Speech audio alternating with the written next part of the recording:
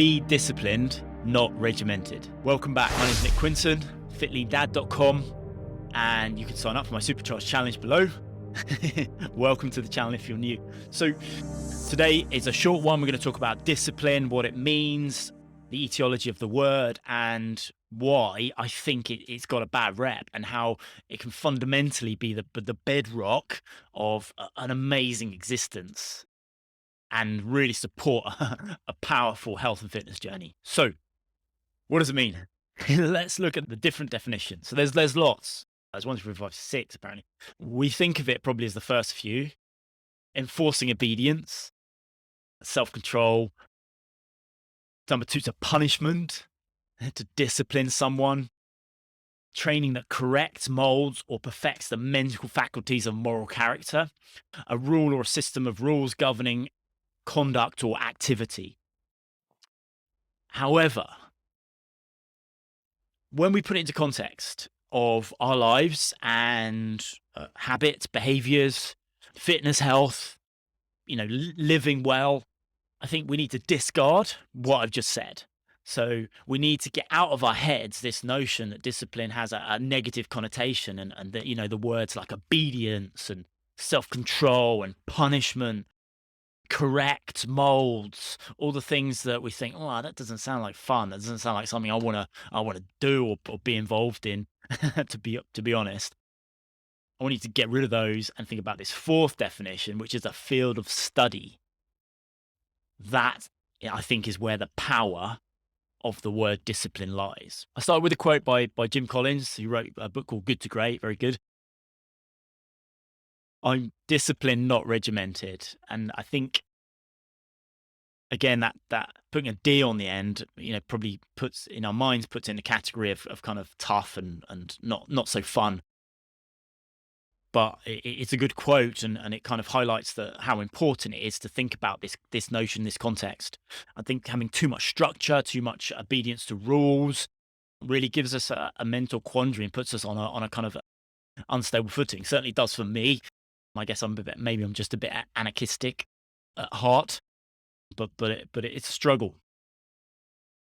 What do we need to think about the programming that makes us think that this thing produces a thing? The building, the discipline, is where the joy is found, but we cannot see this until we are down the road. So how do we start? That's the question. Drop the D, discipline, building a discipline. I think that's where we need to land, because it's not, and I use an analogy from the late, great Alan Watts, a big fan of his philosophical viewpoint. It's not about the thing. It's not about seeing a big yacht and then working towards buying the thing, buying the yacht, thinking that that's going to bring us the happiness and the joy in our lives.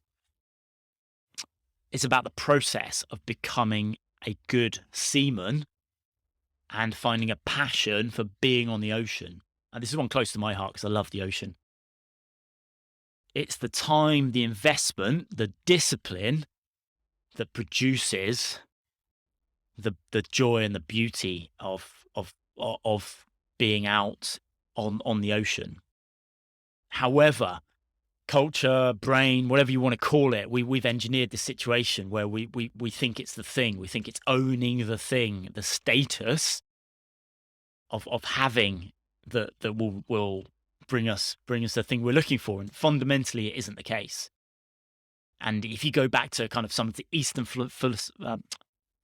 philosophies, it's so apparent that all the habits and behaviors that the kind of the Zen Buddhists or these kind of yoga warriors, whatever, they were building a discipline, and that's where they found the joy.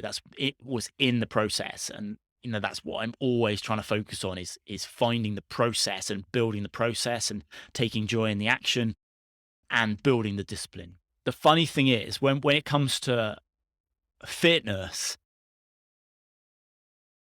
guys like me or younger get into fitness and then become professionals in the industry, and it sometimes makes it really hard to coach because you've had success, success, success. You've got the body, you've got six-pack abs, you've got the body fat percentage of something very lean,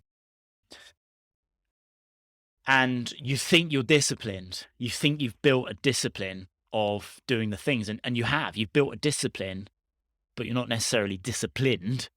Everything's come to you, and you found yourself in that state without really unpicking what's happened. And then to transpose that to someone who's had lots and lots of struggles is a real problem,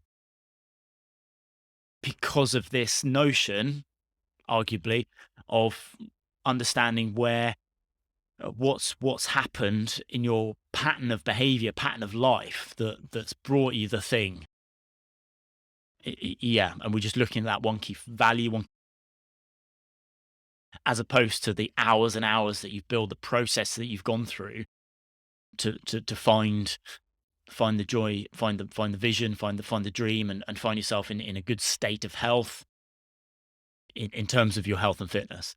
And that sometimes puts us in a real quandary and really confusing as to how to coach someone, and very frustrating sometimes. And I actually think it drives lots of people to leave the industry. So we see this massive trend in fitness where youngsters really love it and jump into it because they're good at it, and they've kind of built that discipline.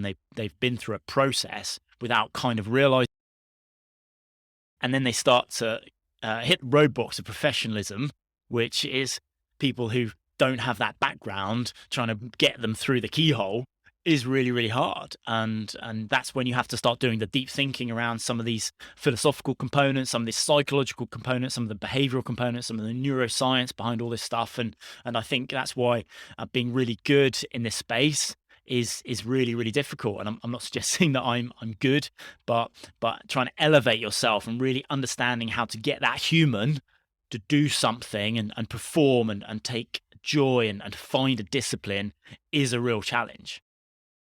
So much so that people disappear and go and sell cars. I don't know what, but do something else. Yeah, that's what I've got for you. Discipline. Make it a power word, a positive thing, and find joy in the process. That's what it's about. Subscribe, like, leave a comment, leave a review. All helps me to get my message out in the world. And thank you for listening. Thank you for listening to me document what's going on and how I'm trying to help people. And any feedback is really, really valuable. Cheers. Get supercharged. I forgot to say that again. Get supercharged.